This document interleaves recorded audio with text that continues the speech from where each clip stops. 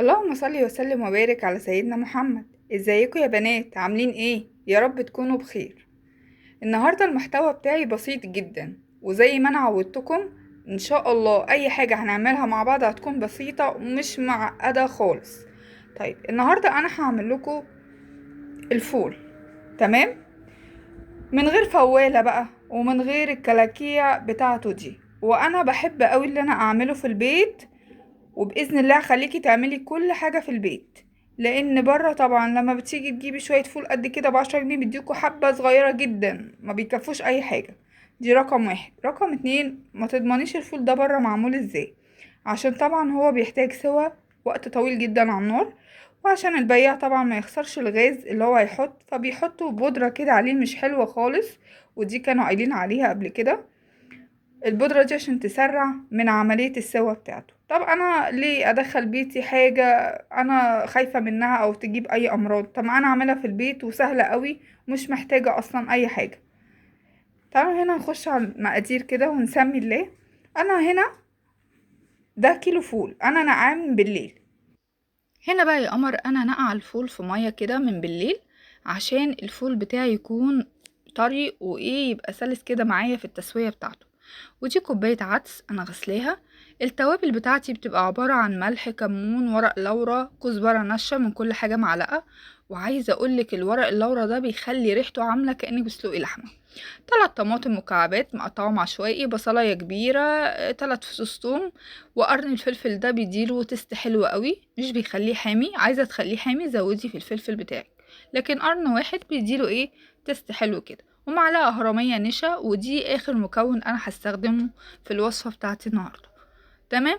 حلة بقى كده حلوة، وتعالي صفي الفول من المية بتاعته وانزلي بيه على الحلة دي، وبكل المكونات بتاعتك انزلي بيها. العدس على التوابل بتاعتك، على الفلفل، الطماطم، البصل، الثوم، كله كله في قلب الحلة. امشي معايا خطوة خطوة كده، هخليكي احسن شيء بتعمل فول.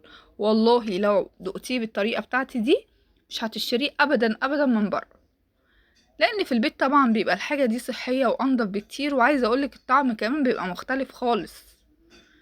تمام. انا حطيت كل المكونات بتاعتي اهي، وهحط بقى المية، بس مش حاملة المية للآخر.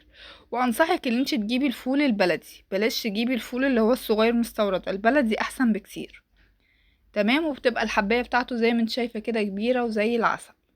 انا هنا حطيت المية وعليت عليه طبعا على النار. اول ما يغلي كده وطي، خلي شعرة النار بتاعتك شعرة، وفي نفس الوقت تكوني عاملة جنبك مية سخنة. ليه؟ عشان المية دي هتقل، فكل ما بتقل انتي بتزودي مية تاني، بس لازم المية بتاعتك تكون سخنة. بفضل اقلب فيه كده. تمام. تقلبي بقى من فوق لتحت. وعايزة اقولك لازم تخلي مية سخنة جنبك. انا بملى البراد واخلي المية فيه تغلى. اول ما تغلي واول ما الاقي المية بتاعت الفول قلت، على طول لازم ازود مية سخنة. ماشي. اوعي تزودي مية من حنفية او مية ساقعة، لازم مية سخنة.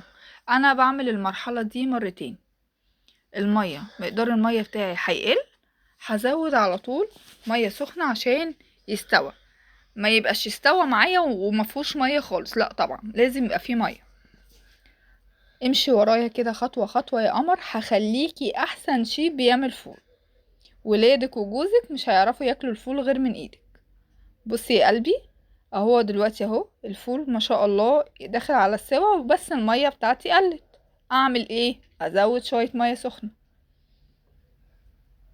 شايفين؟ هزود شوية مية، وبرضو زي ما انا موطية عليه خالص، وافضل اقلب فيه من وقت للتاني.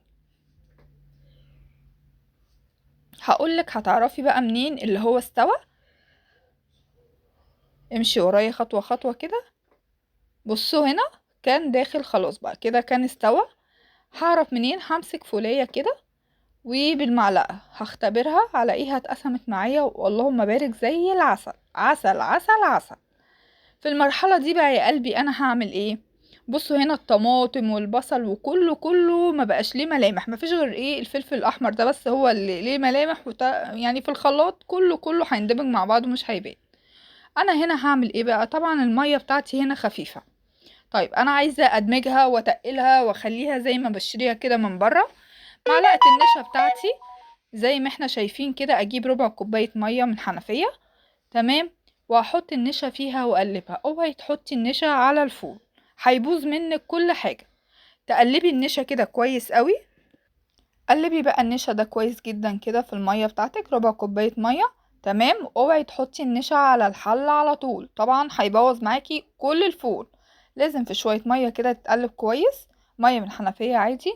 وحطيه بقى على الكلام الجامد ده. بصي هتحسي يعني هتفضلي تقلبي فيه لمدة 10 دقايق، هتحسي ان النشا استوى لما تلاقي السمك بتاع الصوص بتاعك ده تقل. لمجرد ما هيتقل معاكي خلاص كده بقى زي العسل. هتطفي الحلة. بصوا، بصوا، بقى زي العسل معاكي. عايزة تكيسيه على كده، بس طبعا بعد ما يهدى تمام شيلي الفلفل ده وكيسيه. عايزة تعملي زي ما انا هعمل كده، هستنى يهدى شوية وبعد كده هضرب في الخلاط ضربة صغيرة جدا. عندك هاند بلندر وهو سخن عادي في الحلة، اديله ضربة وشيليه على كده. ما عندكيش استني لما يهدى شوية عشان الخلاط بتاعك لا قدر الله ما يجرالهوش حاجة. وبصي ضربة بسيطة جدا. وبعد كده هحطه بقى تشوفوا القوام بتاعه عامل ازاي. بصي هي ضربة واحدة بس اللي هتدخله. بصوا الجمال، بصوا العسل، اللهم بارك عليه. عايزة اقولك والله بيقعد عندي الشهر كله، بطلع فيه براحتي. الكياس اللي انا شايلاها وانا ضامنه كويس انا عامله لبيتي وولادي ايه. جربي طريقتي كده وادعيني. متنسيش بقى يا قلبي اللايك والشير وتدعموني كده وتدعولي دعوه حلوه. وبألف هنا على قلبك يا قلبي. باي باي.